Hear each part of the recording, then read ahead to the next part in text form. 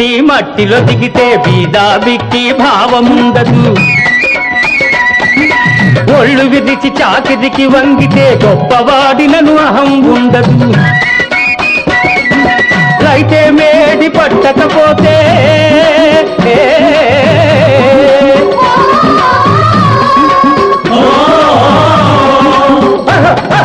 రైతే మేడి పట్టకపోతే నవధాన్యం పండించకపోతే